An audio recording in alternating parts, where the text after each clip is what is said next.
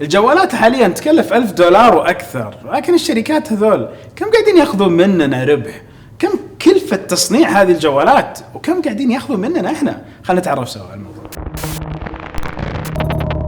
السلام عليكم ورحمة الله وبركاته، أخوكم فيصل السيف، والجوالين اللي بنتكلم عليهم هم جوال السامسونج جالكسي نوت 9، وأيضا عندكم الآيفون اكس اس ماكس. فاتورة $1000 وفوق، وهذا ما يعني انهم هم الوحيدين، في مجموعة جوالات كثيرة صار سعرها $1000 وفوق، من اوبو، من سوني، من هواوي، كثير جوالات صارت فوق $1000. بس حركز في الفيديوهات على هذول الاثنين على اساس نعرف مين من هذول الشركتين يربح اكثر من قيمة الجهاز لما يبيعوا لنا. ادخل على طول في الموضوع، اقول قيمة تصنيعية لجوال ابل ايفون اكس اس ماكس، نتكلم على نسخة 256 جيجا بايت، تخيلوا يكلف $443. تيجي شركة ابل تبيعه بحوالي $1249 بدون الضرائب. الحين نتكلم على النسبة، البروفيت مارجن اللي هو نسبة الربح، هنا 64.53%. حط في بالنا انه في ايضا تسويق، في ابحاث وتطوير، في عندهم ضرائب، في اشياء كثيرة هذه موجودة بينهم وبيننا وبين الاشياء دي كلها، فحتكون فارق، حينزل 60% اكثر. ايضا نشوف السامسونج نوت عشان نكمل القصة بشكل عادي. نروح للنوت، عندنا اقرب مثال للنوت 9 هو النوت 8، هذا حيزيد عنه شوي، كان القلم اختلف شوي، في بطارية وما بطارية.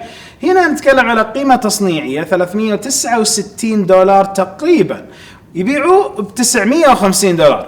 اذا عندنا برضو نسبة ربح اللي هي 61.2%. ابل من البداية 3% تقريبا اكثر، فهم المفروض انهم يربحوا اكثر، رغم انه الرقم اصلا كبير 60%. وبرضه سامسونج عندهم ابحاث وتطوير، بس في فكرة مختلفة ليش اخترت الاثنين هذول، وفي فرق في المعادلة. شركة ابل ما تصنع قطع الى هذا الوقت، وعندنا شركة ابل تستورد كثير من القطع من مختلف الشركات. فمثلا احد الشركات الموردة هي سامسونج اللي تصنع تقريبا شاشات ابل، وفي شركات كثيره من الشركات اللي تصنع بطاريات، العدسات حق الكاميرات، الحساسات، اشياء كثيره من القطع الداخليه اللي موجوده في اجهزه الايفون.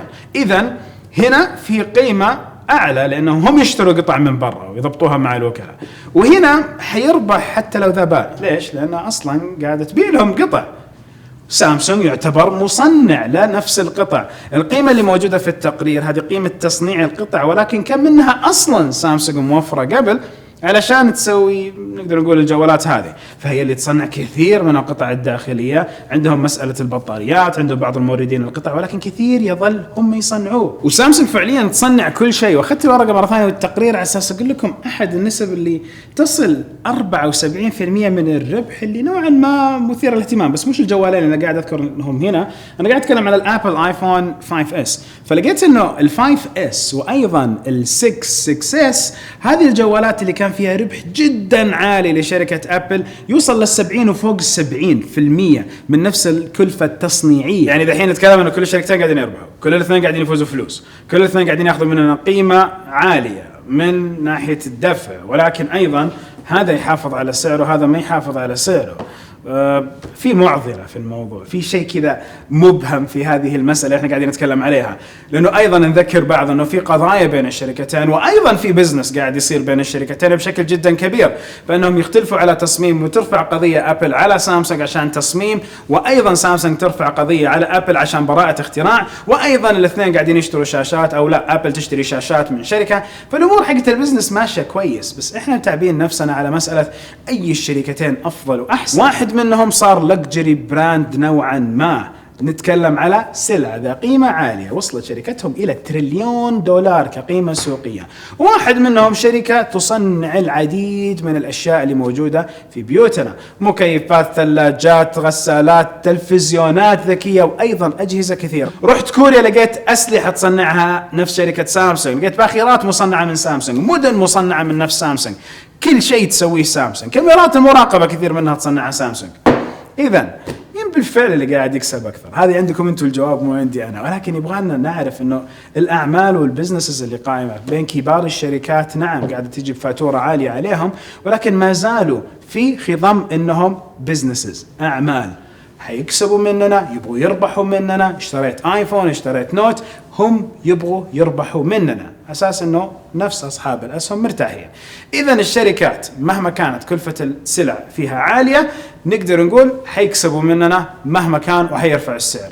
المنتج الوحيد اللي فعليا اقدر افكر فيه انه قيمته فيه تقدر تشتريه بكل بساطة وتعرف انك دافع قيمة ولا شيء وما هم ربحانين فيه، خلنا نجيب لكم اياها. البلاي ستيشن هم بيبيعوك اياه بخسارة نوعا ما في ربح ضخم على اجهزة البلاي ستيشن ابدا. الربح اللي تحققه شركة سوني من البلاي ستيشن يكون من الاشتراكات اللي بيعوها لك، وايضا من تطوير الالعاب وبيع هذه الالعاب، لان هم اسسوا المنظومة اللي من خلالها قاعدة تصير التجارة كلها.